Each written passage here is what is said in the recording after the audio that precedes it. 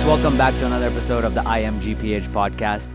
Pathways into Quantitative Aging Research, aka PQAR, is a 6-week intensive summer program that hosts an all-in-one global public health experience to give students the skills needed not only to conduct research, but also apply to and succeed in graduate school.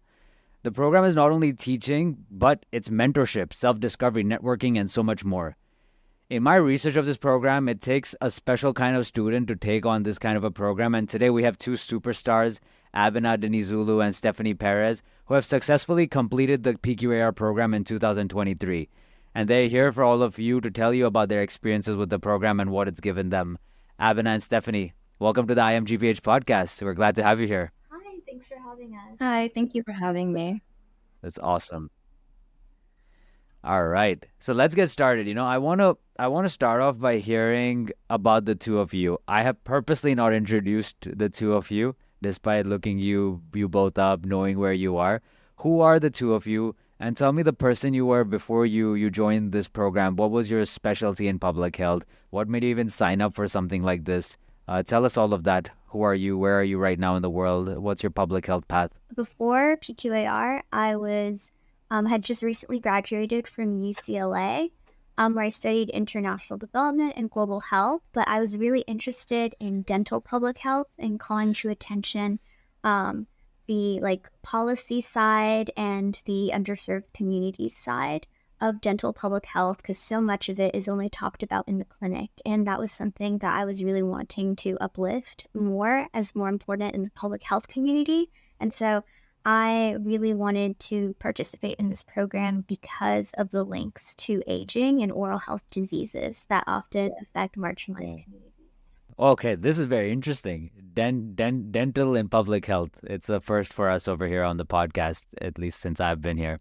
So you two are two unique individuals, right? If someone's listening to this podcast right now, they'll be like, oh, someone who's an advocate and then someone who's in the dental world of public health. And there are similar themes that are coinciding with the two of you. But how does this PQAR program come into play for everyone? So for someone that hasn't heard about it, maybe someone's watching this episode that wants to apply to the program or has got into the program right now whenever they're watching this.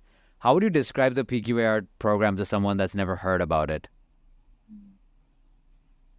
I would say it's a place, kind of like a boot camp or training camp to really become acquainted with all the different, not all of them, but a really good amount of a toolkit that you can use for public health. It teaches you research and the hidden curriculum around it. It gives you a little taste of biostats, a little taste of statistical computing and other things like that.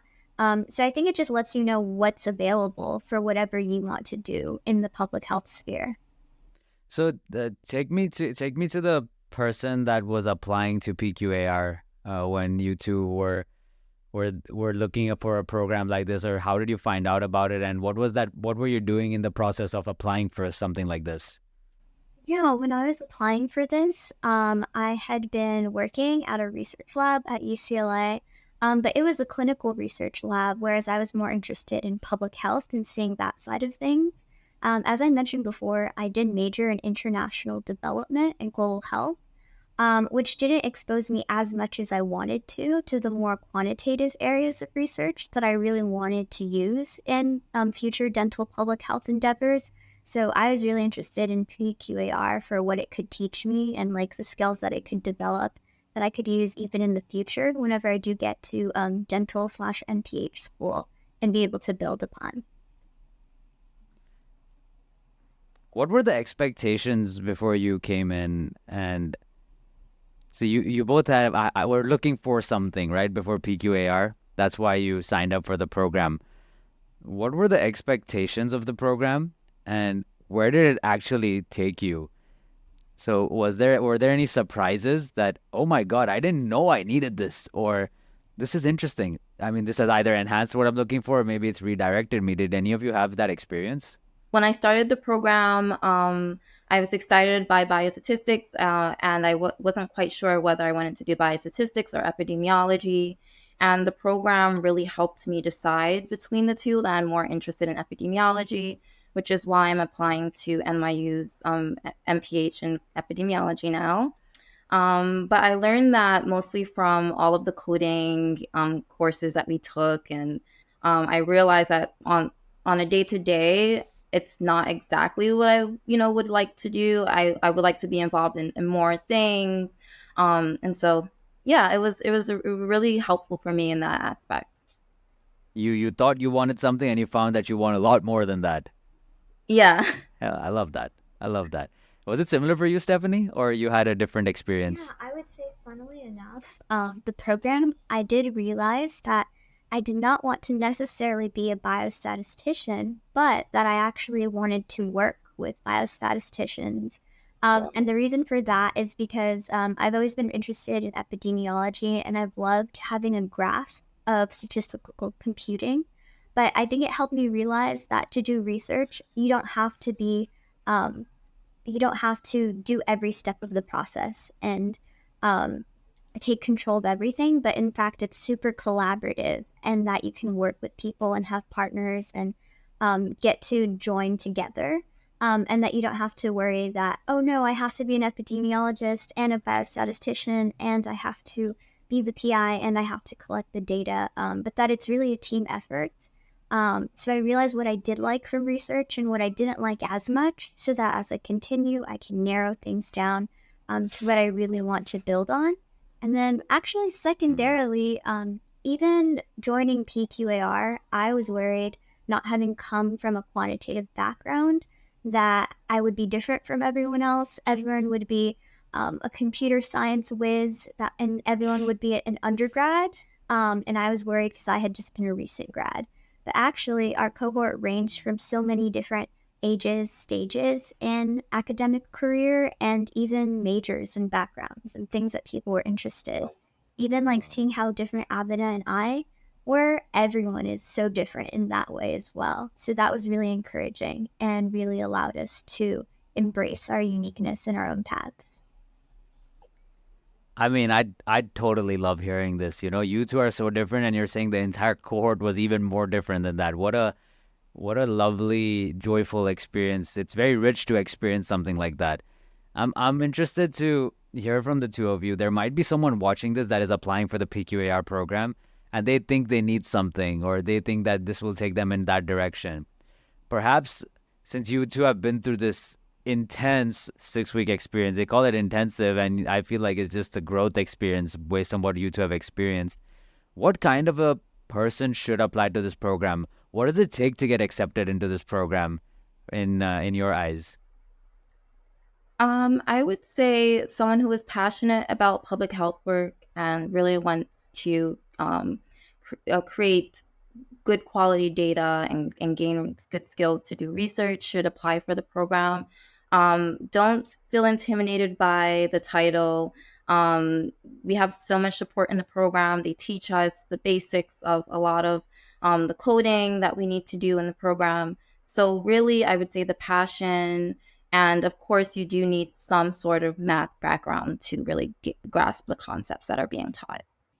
I would say when applying, definitely just be super honest about where quantitative aging research fits into like your own career path. And then also just be someone who's super open to learning about other people and other ways of public health that they might not be familiar with, and how that can fit in. We learn so much from each other and so much from the speakers. And even if, let's say, I might not necessarily work with like, let's say like advanced maternal age health, things like that, it's something that can add value to how I'll practice public health in the future. Okay. I mean, so essentially, be honest, know who you are, and go for it. If it fits, it fits. And what is it like? What is it like when they will be in the program? If someone does get in, what should they expect to be in the program? Why don't you give me a thought around that? Where, okay, I come to you tomorrow. I got into the PQAR program. I run into both Stephanie and Abida on the street. I'm like, hey, I saw the interview of two of you. What should I expect from this program? I'm really nervous. It's 6 weeks. I don't know. Will I get time to eat? Are you gonna how would you answer that question to someone like that? I would say the program is a bit intense because we do meet 5 days a week throughout those 6 weeks. And then we also had social activities on the weekends. And then as we came closer to the end of the program where we had our symposium, things became very stressful for many of us. And so I would say from day one, you really need to be on top of things so that you don't feel like you're behind at the end when we have to put together our presentations. But yeah, that sums it up for me. Okay. I'd say overstimulating in the best way possible. Abena mentioned just a lot of like research projects, classes that you're taking, research talks, guests that you're meeting, and things that you're learning about, especially all taking place in New York. If you're like me and you've never been there before, it's a lot to take in at a time. But I definitely also say that it's work hard, play hard for PQAR. Just as much as we worked, we also had really great activities planned, like Broadway musicals, going to museums, doing escape rooms, and so many other things. There was just so much going on all at a time. But for anyone who gets accepted to PQAR, I would say that you're going to get as much as you try to absorb, and that whatever you want, whether it's to meet people in New York that might help you out, like a dean of admissions from a certain school of public health, or just looking for people that are engaged in work that you're interested in, you're going to get so much out of it as long as you reach out and try to get it. Wow. So the space is designed for you and you can do what you want in that space. You were mentioning, Stephanie, coming to New York for the first time and it being overwhelming. And Abena, you came into this program, I believe you are in New York. And I wonder, what was the first week of the course like when you came into New York and you're meeting your peers, your mentors? What was the first week of PQAR like for the two of you? Take us back to that moment. For me, it was really just assessing where I had landed, the space, the environment, being so shocked at what was available to me, how open, kind, and giving the program administrators were. Meeting Dr. Rebecca Batensky and getting to see the vision for PQAR and the hopes that they all had for us to grow over the next few weeks. I think every moment, I'd say the first night or every night during PQAR, I wouldn't go to sleep until late because either we'd be talking with one of our cohort members about things that we were passionate about, or we would be working on our research projects. So I would say, like, from the get-go, it was just like moving forward all the time.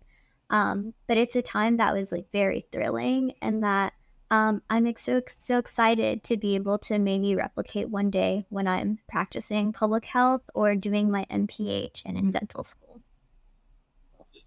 So you were mentioning, Stephanie, how you would have really late nights. You're talking to a lot of people.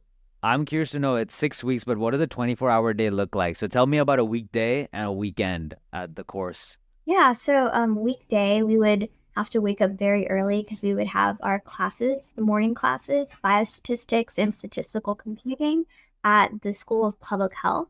So it was very independent. So you would wake up, you would walk over a couple blocks to the class, and then you would mingle with your classmates, talk about like whatever you're working on that day, your own projects, questions about each other's lives, do classes for like a couple of hours, and then after that, break off into lunch, maybe meet with your research mentor, maybe sneak out for coffee or to have like meet up with like a faculty member from another school if you wanted to, if you had a little bit of time.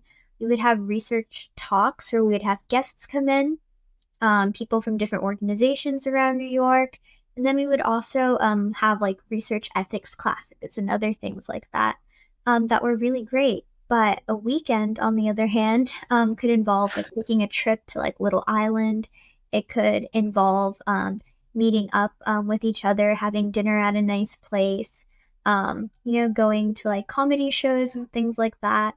I would say it was definitely a great place to be as a young person, and being able to be in New York and get to know the city. Everything's so accessible, not at all like California where you can just travel anywhere. And it was really great. I want to hear any opportunities that you got outside of class as well for you that you might have that someone might not know of. Like, what were the opportunities that PQAR got you beyond, you're sitting in class, you're doing a lot of work, and then after that you're having social activities. What were some more professional opportunities that unlocked for you? Because I was in New York, I was able to meet up with one of the former dean of admissions for the NYU School of Dentistry, because they actually have a great public health and dental program that's mixed together, a dual degree program.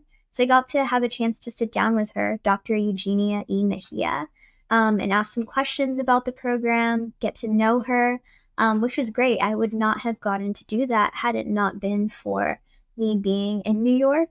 I got to take a look at some of the facilities. I got to even visit Columbia University, which was amazing. Wow. Yeah. And then, by the way, folks, unfortunately, we have had Abena cut off due to some technical difficulties, but we'll put all of her information in the description if you want to contact Abena, and we'll ask the last few thoughts about PQAR program to Stephanie, who they both are equal superstars in the program, and I'm sure Stephanie can speak for Abena as well. So Stephanie, beyond that, you said, how did it help you connect with the dentistry and the dental aspects of your interests that happened, or did you find new interests as well in the program?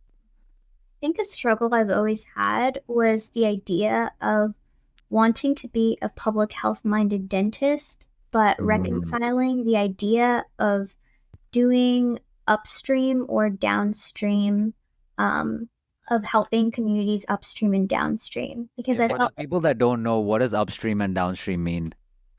Upstream is where you can do something more closer to the root of the issue, and downstream is further down. So my thought process for it was, as a clinician, if I was a dentist in a clinic, I would only be able to help people once they were at already experiencing oral disease burden.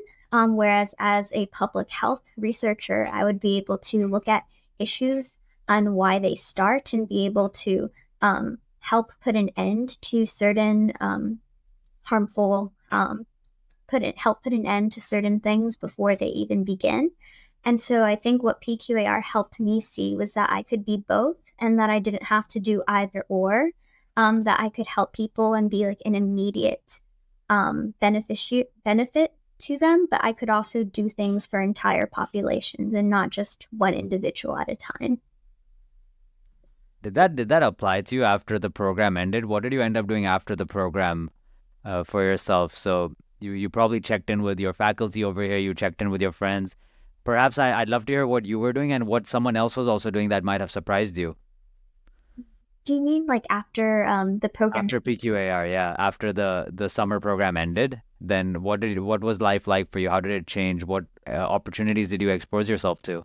Yeah, a lot of us ended up doing a lot of different things. For me, I returned to UCLA, where I'm currently getting my postbac so that I can eventually apply to dental school.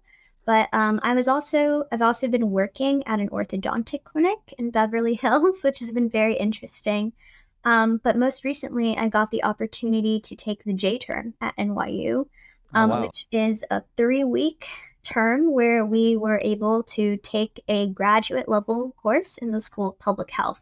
So I took intermediate coding in R, which builds off of the curriculum that we had during the summer, and that was also very intense.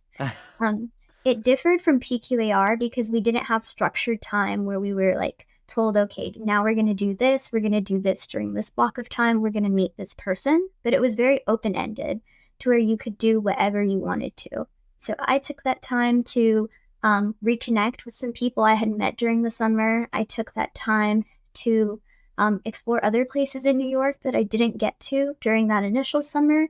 And of course, take the course, which was very, very intense, but we got through it. And I think it helped me realize that with like work and trying again and not being afraid of failure, more is possible than we initially think.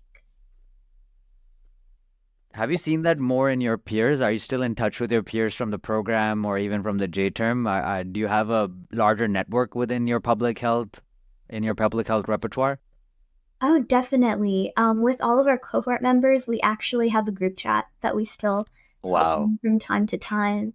My research partners from the summer, Michael and Crystal, we talk about what we're up to. One of them's doing a PhD program. The other is applying to a PhD program. Other ones, I have my roommate from PQAR. She's finishing up her last year in undergrad. And so just talking about some of us being in the workforce, others already doing public health work, which has been really great. I think getting to see each other as we grow through the years and go through our own careers and the changes that are taking place, I think one day we'll find out that we have really great peers that have grown along with us. I mean, it sounds like such you have maximized everything out of this experience. It seems like when I talk to you and I hear about everything you have achieved, what you have done next, how it's helped you move into that direction that you're looking for, find a new direction, and also update the direction you had, perhaps. Is there something that you wish you did and you didn't do? Perhaps I wouldn't, people say no regrets, obviously, but at the same time, there's something I wish I invested some time into this when I was at the program. What was that? What was that for you if your friend who got into the program asked you? What is one thing you wish you did more of? It's a difficult question. I think, I think I wish I had been able to take more advantage of exploring more areas of the city. I do know we had so much work to do, which was equally as rewarding. But I think it also would have been great to visit more areas, communities similar to the ones that I grew up in at home, and see what it's like on the East Coast, and to really be able to let that inform how public health is so different in practice, depending on where you are, and really get to know communities that I hadn't been informed of beforehand. Yeah, and New York is very accessible as well in order to see those experiences. And within minutes, you can go from one neighborhood to another, and it's a completely different experience over Yeah. here. It's a great public health case study. Oh, yeah. Well, Stephanie, thank you for sharing your insights, and even to Abena, who's not here right now, for your insights about what the PQAR program is all about. And I'm sure you have inspired multiple students that are going to be applying for this program. And it's awesome to see that it's served you so well and it's opened up new doors for you. We can't wait to be back in touch with you in the over the next few years and see where your public health journey takes you. Definitely. Maybe even at NYU. Maybe. Well, we hope to have you here. We'd love to see you here again. And thanks for being on the podcast. Folks, that was our PQAR Superstars from 2023. If you're interested in applying applying to the PQAR program or learning more, we'll put all the links in the description. We'll also have some links on the two students that took the program so you can learn more about them. And we really appreciate Stephanie and Abena being on the podcast. Thank you, Stephanie. Thank you.